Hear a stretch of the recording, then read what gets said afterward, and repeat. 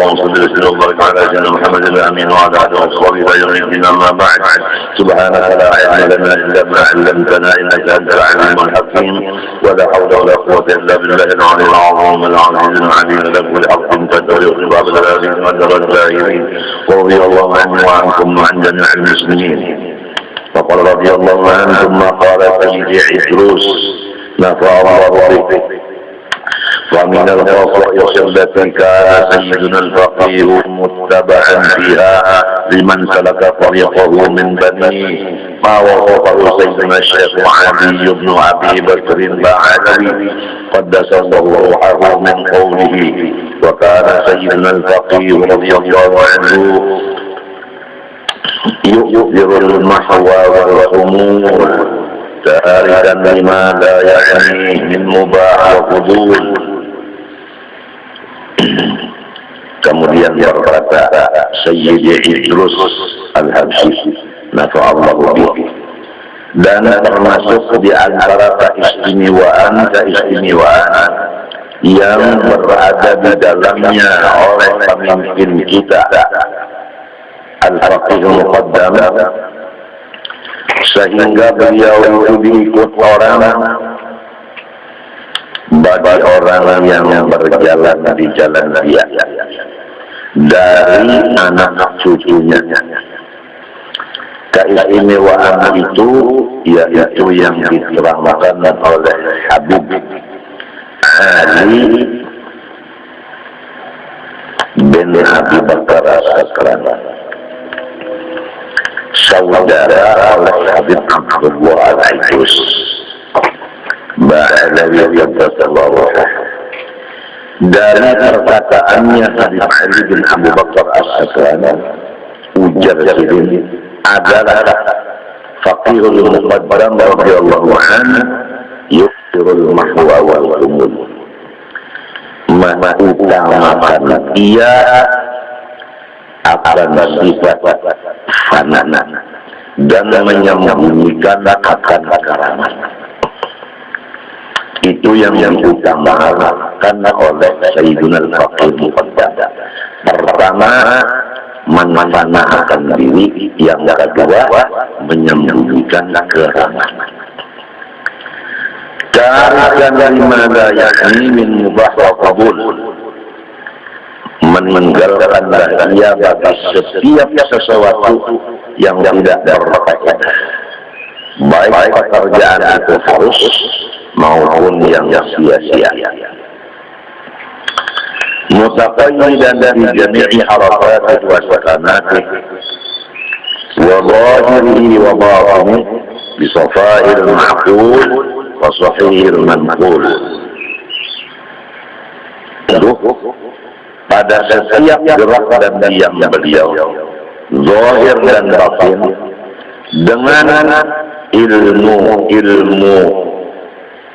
hakikat dan ilmu zahir, yang kedua-duanya itu bersih lagi benar. Wala yataqayyadu bi rusumin wala ma'lum, dan tidaklah dia tergantung dengan pangkat keduniaan dan tiada makan gaji. Wala bi syai'in yunsabu ila syuhrati, dan tidak ada ia memegang sesuatu yang menyebabkan dia masyhur, terkenal. Bal tariqatuhu al-faqrul haqiqiyyu wal iftiqarul kulliyyu wal iftiqarul fitriyyu wal mahwul asliyyu. Tetapi jalannya Faqih Muqaddam adalah sifat fakir yang sebenarnya. Maksudnya tidak merasa mempunyai wujud sekali-kali, dan senantiasa berhajat dari keseluruhan sesuatu kepada Allah, serta mempunyai sifat sebagaimana orang-orang yang masuk di dalam lautan kekayaan Allah Ta'ala, serta memanakan diri dari asalnya, bukan diulah-ulah. Ini semuanya disebabkan ilmu makrifatnya tinggi. Sebab manusia tidak bisa mencapai derajat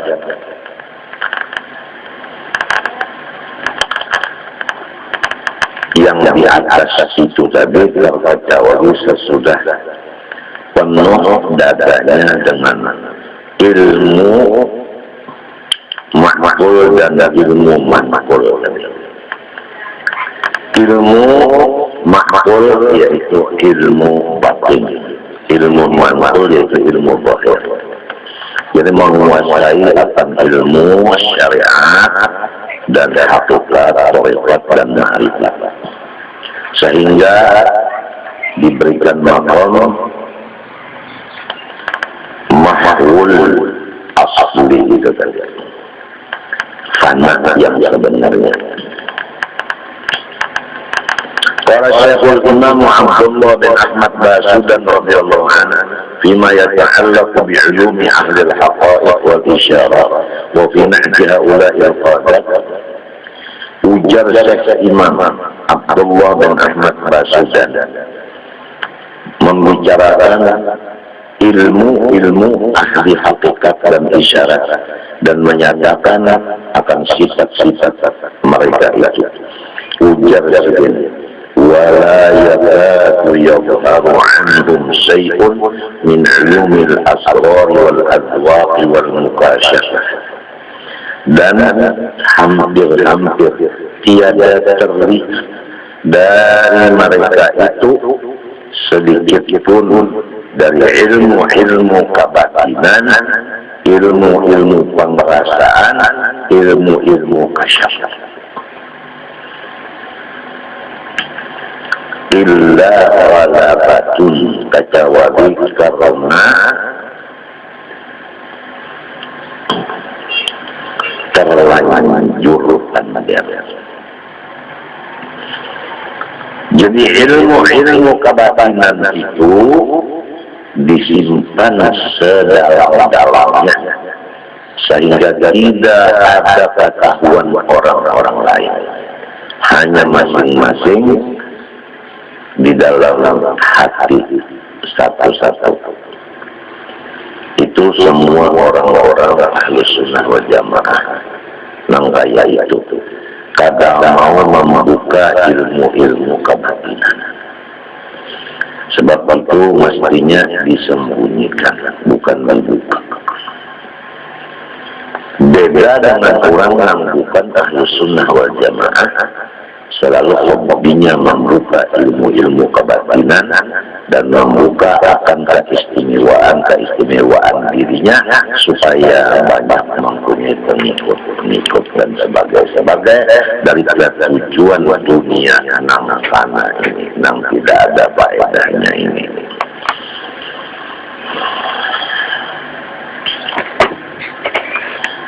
ولا يضعون ما ذاقوه ووصلوا إليه منها ويدونوه في الأوراق.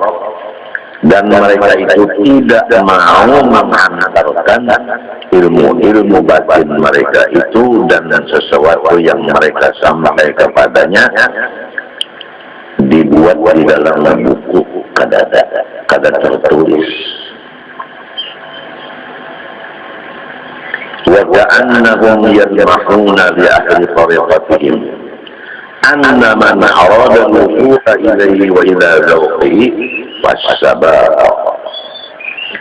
Seakan-akan semua mereka itu hanya mengisyaratkan sahaja bagi orang-orang yang mengikut perjalanan mereka dengan cara-cara siapa ingin menghendaki sampai kepada ilmu yang mereka dapati itu dan merasakannya, maka hendaklah dia beramal amal yang zahir dengan ikhlas menurut masing-masing apa yang sudah diatur guru yang memimpinnya di dalam jalannya itu. Hanya itu aja. Karena modal bagi orang-orang yang mendapat ilmu batin itu adalah mengamalkan ilmu-ilmu zahir. Nah, mengamalkan ilmu zahir itu sesudah belajar ilmu zahir itu dan sudah dipimpin oleh guru cara mengamalkan ilmu zahir itu tadi. Misalnya belajar dulu membaca Al-Quran, tentu ada guru Quran dulu. Kemudian cara membacanya guru yang melajari sahajus misalnya sehari dengan ikhlas. Nah, karena dia itu sudah ada bisi guru Al-Quran dan guru yang memimpin membacanya, maka dia diberi Allah akan ilmu batin. Firman Allah, wattaqullaha wa yu'allimukumullah.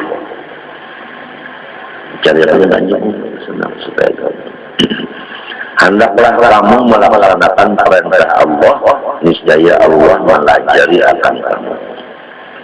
Dan hadis Nabi sallallahu alaihi wasallam, "Man 'amila bima 'alima warathahu Allah ilma ma lam ya'lam." Siapa mengamalkan ilmu zahir, niscaya dilajari Allah ilmu batin. Jadi kada bisa ilmu batin itu didapat di lidah. Kada bisa ilmu batin didapat di buku. Karena itu kada bisa ditulis dan kada bisa diucapkan. Hanya yang bisa itu adalah modal daripada ilmu itu, yaitu belajar ilmu zahir dan belajar cara mengamalkannya. Istilahnya supaya mengerti orang awam ini, kada bisa diberikan sifat kenyang kepada seseorang yang lapar, tetapi yang bisa diberikan itu makanan.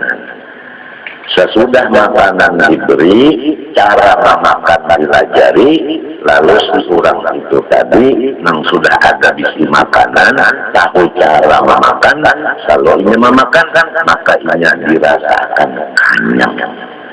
Jadi kenyangnya itu kan bisa diunjuk ke orang lain. Siapa yang makan itu yang merasa kenyang. Nah itu jadi si kenyang itu kada kawa ditulis dan kada kawa dipandai, kada kawa dipindah dari si A kepada si B itu kada kawa. Itu nama sebenar-benarnya ilmu batin. Kada kawa ditulis dan kada kawa diucapkan. Hanya jalan untuk mencapai ke sana aja. Nah, yaitu seperti Al-Quran, seperti zikir, itu belajar dulu Quran dan zikir, kemudian belajar ulang cara membaca Quran dan cara berzikir itu oleh guru tadi. Sesudah ini mengamalkan apa nama perintah guru tadi, yaitu ilmu amal atau ilmu zahir tadi, diberi ilmu batin dari penguasaan tadi. Jadi kada ada gurunya yang kawa memindah ilmu batin kepada murid itu kada ada. Hanya guru itu memberikan jalannya aja. Na'am tazharu alaihim tajalliyatun wa haqa'iqu yushriqu nuruha ala hadirihim wa yahnasu biha wa tatajalla biha sara'iruhum wa illam yatakallamu biha. Akan tetapi bisa juga nampak di dalam diri mereka itu oleh kenyataan dari ilmu-ilmu batin mereka itu. Di mana nyatanya? Yaitu bersinar-sinar cahaya ilmu batin mereka di hati orang-orang yang hadir di majelis mereka. Dibuktikan orang yang hadir di majelis mereka itu tenang, merasa ketenteraman di jiwa, merasa ketenangan di pikiran. Ini adalah berkat daripada ilmu batin yang ada di hati orang itu, sehingga orang menang hadir di majelis mereka itu merasakan sinaran cahayanya itu tadi, yaitu ketenangan dan ketenteraman. Walaupun mereka tidak mengatakan apa yang menyebabkan orang-orang lain itu tenang dan tenang. Sebagaimana dikatakan oleh mereka itu, wa nahnu sukutun wal hawa yatakallam. Lidah kami berdiam, tetapi hati kami seakan-akan berbicara. Jadi seakan-akan hati mereka itu memberikan kepuasan kepada orang-orang yang hadir di majelis mereka, walaupun tidak terlihat benda yang memuaskan itu. ولهذه الأوصاف العلية والعناصر الطيبة الأحمدية كان عمدتهم في علوم المعاملة كتب الإمام الغزالي رفع الله بهم. Dan bagi segala sifat-sifat mereka yang mulia tadi dan unsur-unsur mereka yang bagus yang terbit daripada Rasulullah SAW,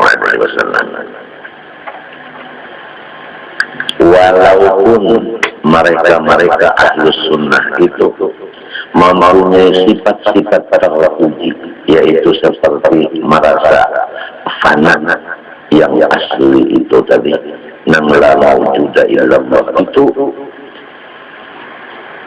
dan ditambah lagi badan mereka itu adalah tetes dari junjungan kita Nabi besar Muhammad SAW.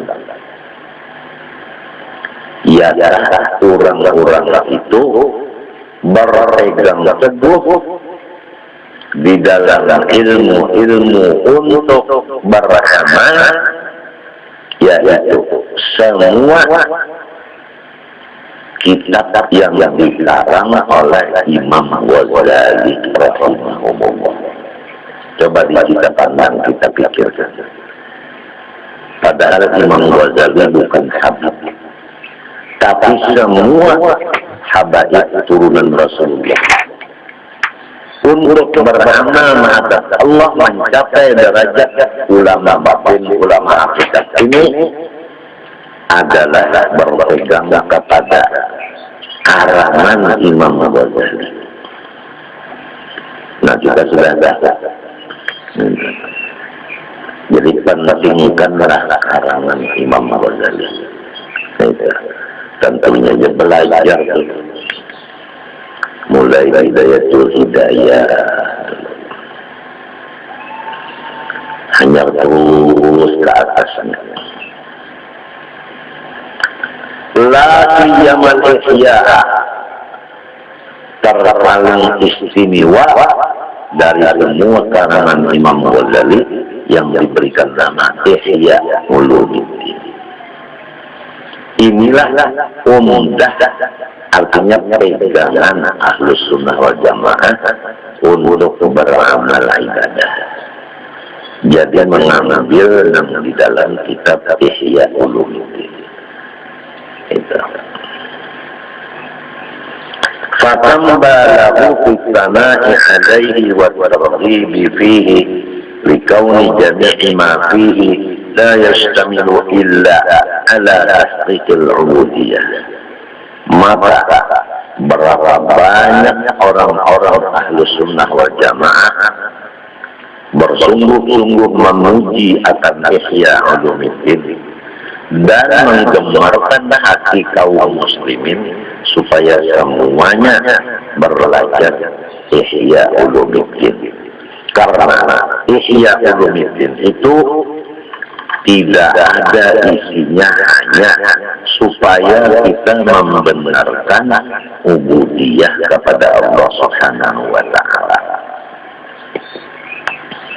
memimpin umat Islam supaya benar ubudiyah kepada Allah. Itulah kitab Ihya Ulumuddin. Disebutkan bahwa kitab Ihya Ulumuddin ini adalah syarah Quran dan hadis. Ladzalika manhum ala annahum aqasu ahli baiti Rasulillah sallallahu alaihi wasallam. Maka menunjukkan keadaan mereka itu cucu Rasulullah yang mengutamakan karangan Imam Ghazali, walaupun Imam Ghazali bukan pula warga Nabi. Ini menunjukkan bahwa pula warga Nabi itu paling mengistimewakan daripada orang lain, mengistimewakan orang lain, menghormat orang lain. Nah, oleh sebab itu mereka itu diberi Allah keistimewaan. Karena menghormat orang lain, Allah memberikan kepada mereka kehormatan. Jadi orang yang menghormat orang lain dibalas dihormati juga oleh orang lain. Kalau kada menghormat orang lain, balasannya itu juga kada dihormat juga oleh orang lain. Dalam kitab Ihya Ulumuddin itu menyatakan bagaimana cara Rasulullah SAW. Lalu mereka itu mengikutinya. Nah, sesudah mereka itu mengikuti akan Rasulullah sebagaimana yang dinyatakan oleh Imam Ghazali di dalam kitab Ihya Ulumuddin, maka mereka itu dijadikan ahli warisnya Rasulullah zahir dan batin. Zahirnya memang waris Nabi karena turunan Nabi, batinnya waris Nabi karena alim dan amil. Jadi namanya juriyat Nabi zahir dan batin.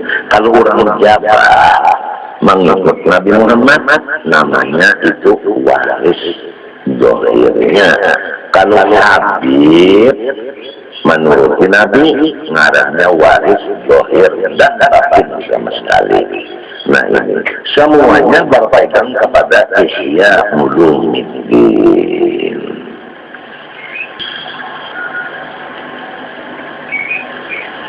Kama haqaqu dzalika hum wa ghairuhum fi dzikri khususiyyati tariqatihim wa 'ulwi sya'niha wa rif'ati makaniha. Sebagaimana mereka itu telah menyatakan yang demikian akan keistimewaan jalan-jalan mereka dan ketinggian keadaan jalan mereka dan kemuliaan kedudukan jalan mereka yang di dalam kitab Ihya Ulumuddin tadi. Lima fiha min tahdzibil a'mal wa shafa'il ahwal wa sulhil aqwal wal af'al wal ittisaf bil ubudiyyah wa ma'rifati haqqil rububiyyah 'ala al-kamal. Karena bahwasanya di dalam kitab Ihya Ulumuddin itu pertama tahdzibil a'mal, membersihkan semua ibadat, wasafa'il aqwal, dan membersihkan semua sifat-sifat hati, wasilkil aqwal wal af'al, dan cocok antara perkataan dengan perbuatan, wal ittisaf bil ubudiyyah, dan betul-betul berperintah sebagaimana hamba yang semestinya. Tidak ada sama sekali mencium bau sifat ketuhanan. Kama kana dalik jami'ahu limusyarrifihim al-akman wa mursyidihim ila tariqis sabil amsal. Sebagaimana sifat-sifat ubudiyah yang dilaksanakan oleh seorang yang menyebabkan mulianya anak cucu tadi, yaitu Rasulullah Sallallahu Alaihi Wasallam. Jadi kalau Rasulullah SAW itu adalah orang yang suci badannya, kemudian suci pula hatinya, maka anak cucu beliau seperti Fakih Muqaddam suci zahirnya karena badannya dari Rasulullah, kemudian suci batinnya karena mengikuti sebagaimana yang di dalam kitab Ihya.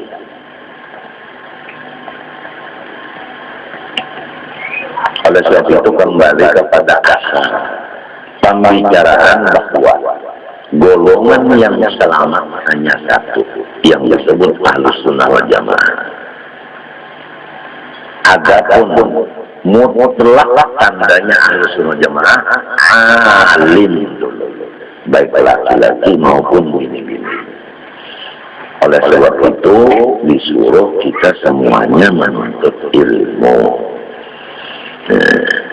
Kalau menuntut ilmu itu nang abah, maka wajib melajarkan lawan anaknya. Kalau menuntut ilmu itu laki, wajib melajarkan lawan bininya. Jadi nang anak di rumah, nang bini di rumah, si laki si abah nang pulang belajar mengaji, gasan disampaikan ke dirinya dan ke anak bininya, supaya semuanya menjadi kurang alim.